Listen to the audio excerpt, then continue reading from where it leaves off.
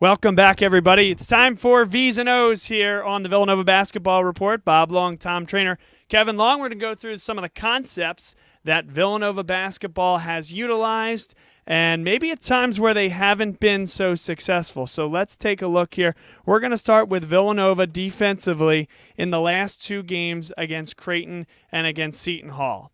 And in both of those games, where both of those teams were successful, continues to be the high ball screen. So, and I know we went through this to some extent last week, but it's very important to discuss where Villanova's shortcomings have been. And it all comes from one thing, the liberal switching, and that's not going to change anytime soon. So, if Villanova has defenders here, and they have a defender right here as well, and there's a big from the opposite team, let's say in this case we're talking about Seton Hall, and so Angel Delgado comes up to the top to set a high ball screen, and let's say that this is Kadeen Carrington guarded by Jalen Brunson. So when this high ball screen is set, here comes Carrington here. Up comes Omari Spellman to meet him at the point of attack. But like we've said in the past couple weeks, Spellman has stopped right here, allowing Carrington plenty of time to rise up and shoot, or if he were to come a little bit too far, Carrington can drive right by to the hole. The other thing we've seen is Angel Delgado, one of the biggest guys and one of the strongest guys in college basketball. If after this screen he slips right back, now all of a sudden it's Jalen Brunson having to come in front of Angel Delgado coming back into play, and that's really where the struggle happens, because Villanova can send Mikal Bridges over the top to try to intercept that pass, but at times what happens when that double team comes is there's another shooter, maybe that's Desi Rodriguez sitting right there, and that's where the struggle occurs. This same issue is going to happen with Butler, except Butler doesn't quite run it as complex as Villanova does. So Butler does not have a big, like even Creighton did, that can step back and hit a 15-footer. So when we look at, let's say, Kalen Martin, and he's going to provide a huge issue for Villanova in the upcoming game. He's a guy that can either run at the wing or run point. And Tyler Weidman is one of their bigs, a guy that'll start right here. And almost exclusively, when Kalen Martin comes off a screen, so let's say Martin is up here in the red, and I think we'll see Mikal Bridges all game on Saturday on Kalen Martin. What they're going to have Weidman come up to this spot and do is try to build a wall. He's a big, wide body. And then Omari Spellman all of a sudden has to guard one of the most efficient and phenomenal guys on the wing that the Big East has to offer.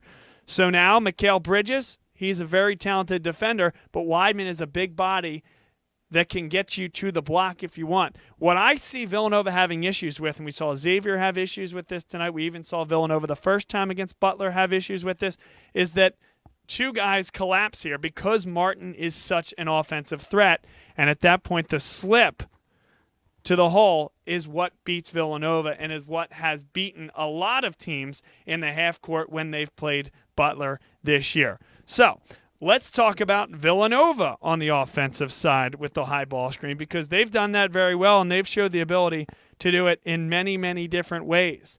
Butler plays man-to-man defense like many of the teams that Villanova has seen this year. In fact, it's going to be very much of a similar half-court offense one against one another. Instead of the liberal switching, however, Butler is going to do their best to keep their guys on the same guy and fight through those high ball screens. So, for example, Kamar Baldwin likely to guard Jalen Brunson. Brunson up here. Omari Spellman starts down here. Eric Paschal over here. And Mikal Bridges over here. Bringing up Tyler Weidman, again, the big-bodied guy for Butler.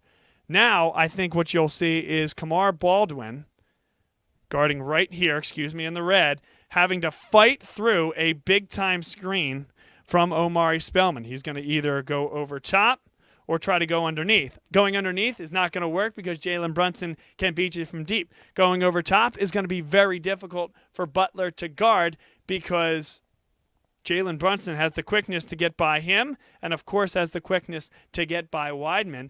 And then if they do double, all of a sudden, there's Omari Spellman popping out to his favorite spot right at the top of the key, and he can knock it down. So while I think Villanova at times gets beat because the big, let's say Omari Spellman or Eric Paschal, can't come out and guard as closely at the three-point line as they would if they were guarding another big after they switch on to a guard, while I think that's provided issues for Villanova, what they do to the opposition in their ability to switch off and their ability for many guys to step out and hit the three is really why they've been so efficient in the half court, which I think, guys, in the past, Villanova hasn't quite been as efficient in the half court. More of a running team. Can they do that? Yes. But now they have this complement to go along with it. So as I race here, Kevin, Tom, we're going to stew on this over the next few minutes throughout our break, and Tom has another concept to bring us after the horn here, and we've hit halftime here on the Villanova Basketball Report.